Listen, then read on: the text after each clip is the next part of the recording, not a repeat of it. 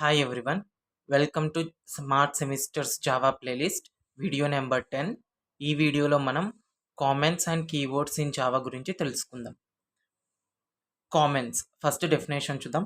Comments in Java are non executable statements within the code intended to provide explanations, clarify logic, or temporarily disable code sections. The compiler ignores comments during compilation. ఏవైనా few statements మనం code రాసేటప్పుడు non executable స్టేట్మెంట్స్గా వాటిని మార్చడానికి ఈ కామెంట్స్ని use చేస్తాం. ఈ comments వచ్చేసి logic clarification కోసం, ఫ్యూచర్లో ఎవరైనా మన కోడ్ని రెఫర్ చేసేటప్పుడు వాళ్ళకి ఎక్స్ప్లెనేషన్స్ ఇవ్వడం కోసం యూజ్ చేస్తాం. In Java there are 2 types of comments. ఫస్ట్ది వచ్చేసి సింగిల్ లైన్ కామెంట్స్.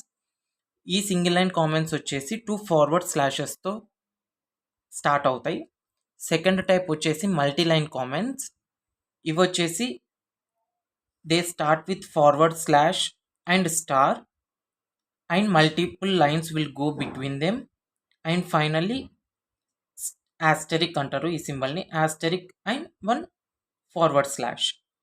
ఈ విధంగా మల్టీ లైన్ కామెంట్స్ని మనం జావాలో డిఫైన్ చేయొచ్చు. పర్పస్ ఆఫ్ దీస్ కామెంట్స్ వచ్చేసి ఫస్ట్ ఇది కోడ్ ఎక్స్ప్లెనేషన్.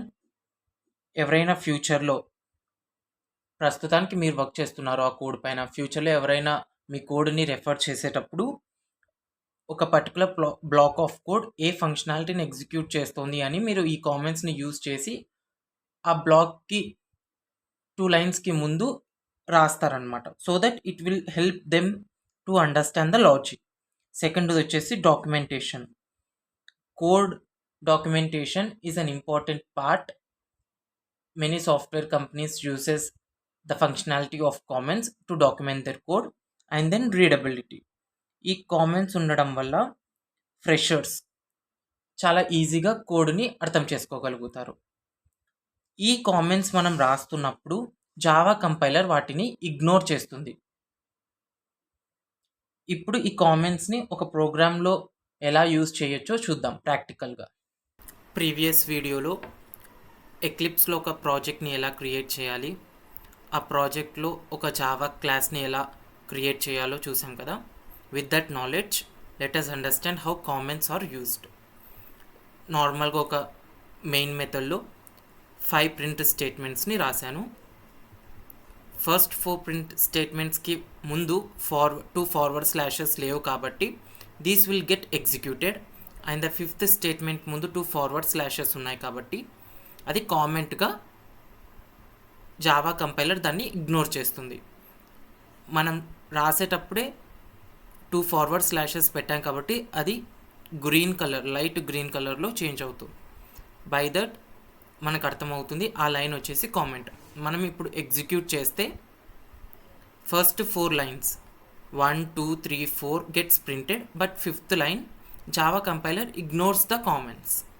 అందుకు 5th లైన్ ఎగ్జిక్యూట్ అవ్వలేదు. ఇప్పుడు ఈ కామెంట్స్ని రిమూవ్ చేస్తే 5th లైన్ కూడా ఎగ్జిక్యూట్ అవుతుంది.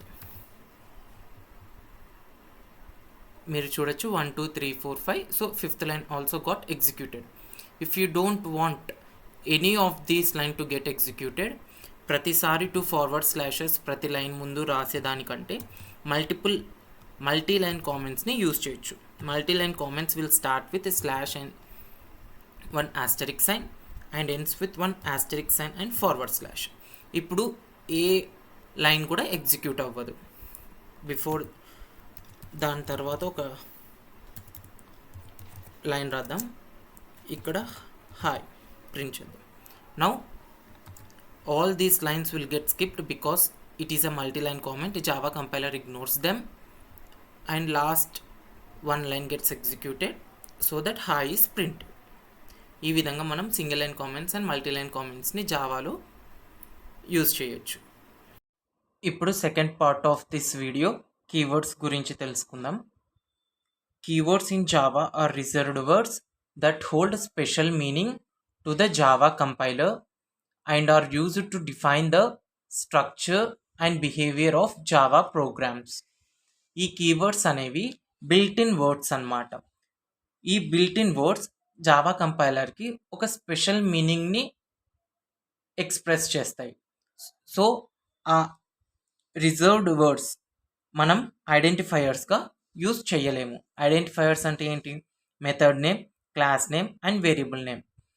మనం ఎప్పుడైతే ఈ కీవర్డ్స్‌ని ఈ 3 నేమ్స్‌కి యూజ్ చేస్తే జావా కంపైలర్ ఆటోమేటిక్‌గా ఎర్రర్ అనేది చూపిస్తుంది.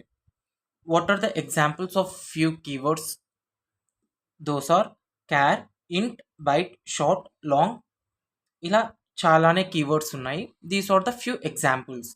ఈ కీవర్డ్స్‌ని రిజర్వ్డ్ వర్డ్స్ అన్నమాట. వీటిని మనం వేరియబుల్స్ గాను, మెథడ్ నేమ్ గాను, క్లాస్ నేమ్ గాను యూజ్ చేయకూడదు. If we use compiler throws error. అది ప్రాక్టికల్‌గా చూద్దాం. ఇక్కడ చూస్తున్నట్టుగా నేను 2 వేరియబుల్స్‌ని డిక్లేర్ చేశాను. ఒకటి A, it is of type integer, అందులో 10ని స్టోర్ చేసుకుంటున్నా. And second, I want to declare another integer variable, కానీ దాని నేమ్ క్యార్ ఇచ్చాను. క్యార్ అనేది జావాలో కీవర్డ్ కాబట్టి అది మనకి ఇక్కడ ఎర్రర్ చూపిస్తుంది. ఆ ఎర్రర్ ఏం చెప్తుంది? Invalid variable ID. క్యార్ అనే కాదు, ఏ కీవర్డ్నైనా యూజ్ చేయొచ్చు. ఇక్కడ రిటర్న్ ఈక్వల్స్ టు 650 అయినా జావా కంపైలర్ మనకు ఎర్రర్ చూపిస్తుంది. ఏమని చెప్తుంది ఇక్కడ? Invalid variable ID. ఈ విధంగా ఎప్పుడైతే మనం కీవర్డ్స్ని వేరియబుల్ నేమ్ గాను, ఇక్కడ మెయిన్ బదులు, మెయిన్ అనేది మెథడ్ నేమ్, ఆ మెథడ్ నేమ్ బదులు ఏదైనా రిజర్వ్డ్ వర్డ్ని యూజ్ చేసినా, ఇక్కడ క్లాస్ బదులు వేరే ఏ కీవర్డ్ని యూజ్ చేసినా సేమ్ ఎర్రర్ అనమాట. Invalid variable ID, invalid method ID, invalid class ID అనేది జావా కంపైలర్ చూపిస్తుంది. Thank you. నెక్స్ట్ వీడియోలో ప్రింట్ వర్సెస్ ప్రింట్ ఎల్ఎన్, ఈ 2 స్టేట్మెంట్స్కి డిఫరెన్స్ తెలుసుకుందాం.